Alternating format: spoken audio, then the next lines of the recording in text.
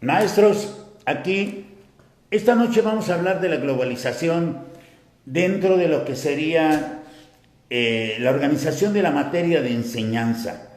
El día de ayer que estaban revisando aprendizajes clave y hoy que han revisado los materiales de apoyo, los nuevos materiales, lo que hemos venido observando es que hay situaciones, por ejemplo, hoy me platicaban de una discusión que se da en una zona escolar en Colima, y desde Colima me comentan que estuvieron discutiendo sobre el sustento de los documentos de aprendizajes clave, del propio documento de aprendizajes clave, y que estuvieron discutiendo sobre el sustento de varios aspectos que están a lo largo del documento de aprendizajes clave.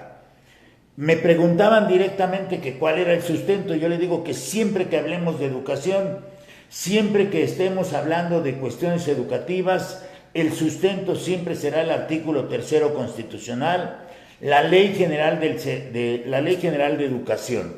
Esos tienen que ser los sustentos. Si necesitan ver fines de la educación, necesariamente se tienen que ir al párrafo segundo del artículo 3º constitucional y a la Ley General de Educación en el artículo 7º de la propia ley, o en el artículo 41 de la Ley General de Educación.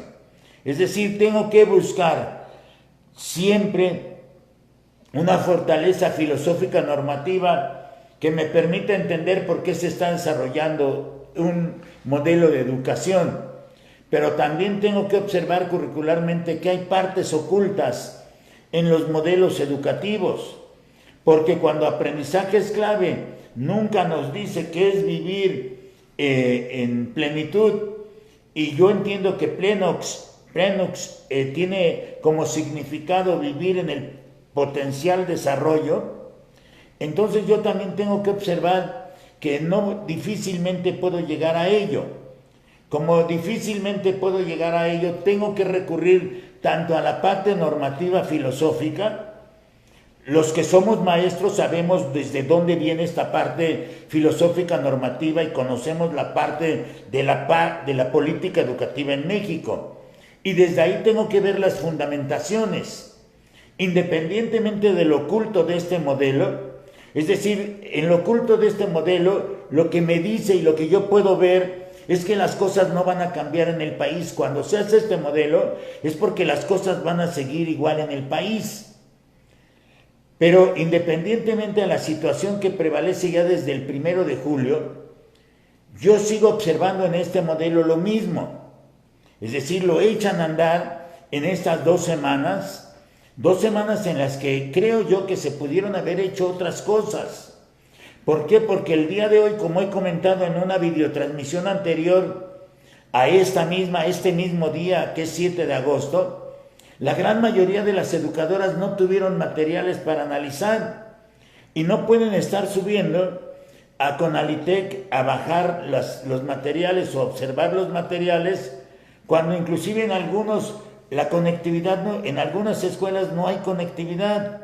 Ese tipo de problemas me estuvieron planteando hoy, sobre todo educadoras, porque lo pregunté directamente. Los maestros de primaria parece ser que tuvieron sus libros, habría que ver qué sucedió con los maestros de secundaria. Pero en el caso, por ejemplo, lo que viene a colación es que el próximo viernes van a hacer un ejercicio de planificación del tercer trimestre, pero que algunas educadoras mexicanas, por ejemplo, una joven educadora mexicana, Adriana Elide Gutiérrez Islas, hizo un ejercicio de planificación desde donde está tomando el concepto de planear, el concepto de planificación, el concepto de plan de trabajo y la planificación argumentada en general. Y desde este ejercicio ha colocado desde la idea del propio diagnóstico, es decir, inclusive siguiendo lo que dicen los propios libros de la Educadora 2018 en el sentido de dar un nombre a la situación didáctica. Y desde ahí seguir el trabajo de la educadora en el aula. Pero reviso el documento oficial de casi 700 páginas y veo el enfoque competencial y veo la ética del cuidado, y veo los medios para lograr los fines educativos, y veo la parte metodológica de lo que en términos de método utiliza o recomienda aprendizajes clave que tienen que ver con las preguntas, con los proyectos, así nada más proyectos a secas, ¿sí? Con los estudios de caso, con la solución de problemas, pero y la parte metodológica y la parte horaria y cómo se distribuye una carga horaria, donde no se compaginan formas de organizar la materia de enseñanza. E insisto en la parte de la didáctica porque eso se está olvidando. Primero con los enfoques, ahora con estas cuestiones de el manejo situacional, el aprendizaje situado, donde se recurre a una parte de la psicología implicada en la educación y donde me hablan de prácticas auténticas, pero donde también se olvida que hay una parte didáctica que tiene que ver con la globalización, con la integración o con la sistematización. Y eso es donde choca. Es decir, hay cosas, en un momento utilizan fraseos de Pestalozzi, utilizan fraseos de Herbart, pero cuando el maestro Antonio Domínguez Hidalgo nos empieza a hablar de lo que es la globalización didáctica, lo primero que él nos dice es que siempre ha causado una profunda discusión en los medios educativos afincados en una concepción pasiva de la pedagogía que se apoya más en la enseñanza, en un muestrario de saberes que el docente expone al alumnado, que en el aprendizaje surgido por la propia acción del estudiante. No choca con lo que están diciendo. Al contrario, apoya porque esta idea es para construir conocimientos de cualquier índole.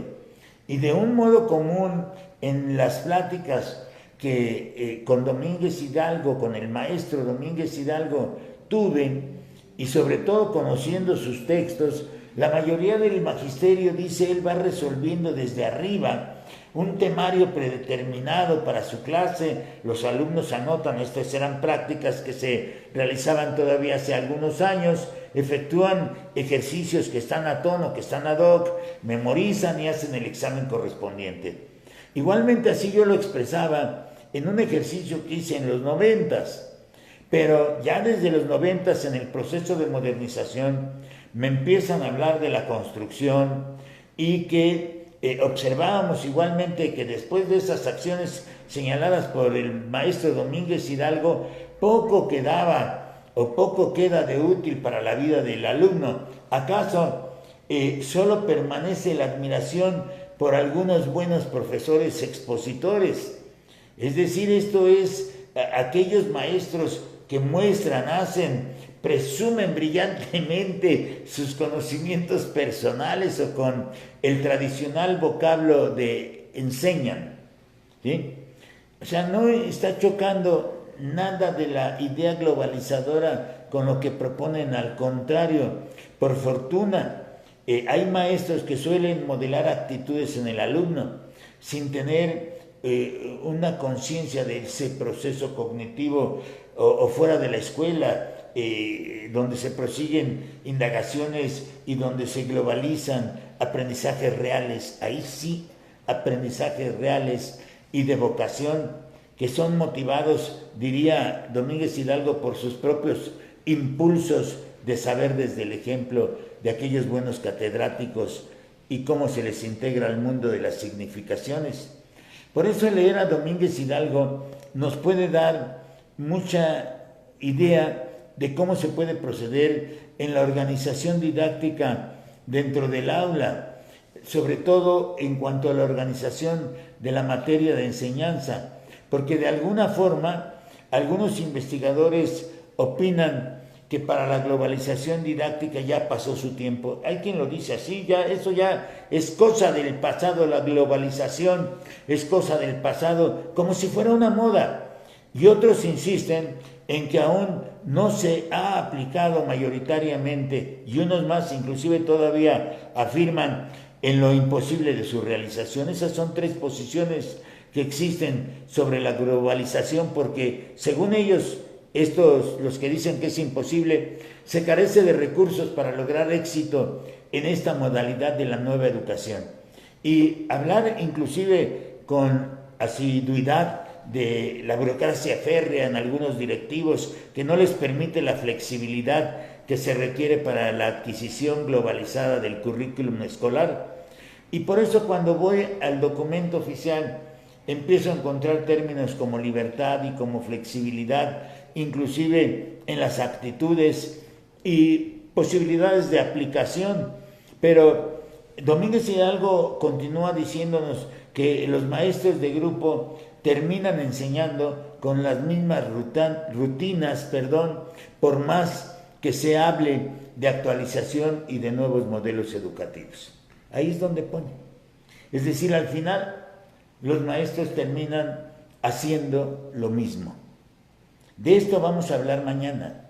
El día de mañana vamos a hacer una serie de comentarios que los vamos a jalar desde los inicios del siglo XXI, donde Domínguez Hidalgo siempre entrecomilla la palabra nueva, porque nos habla de la encanecida escuela nueva, y desde esa encanecida escuela nueva viene una propuesta de aplicación de una práctica escolar que sea más acorde con los intereses y con las necesidades tanto de los educandos como de la propia sociedad.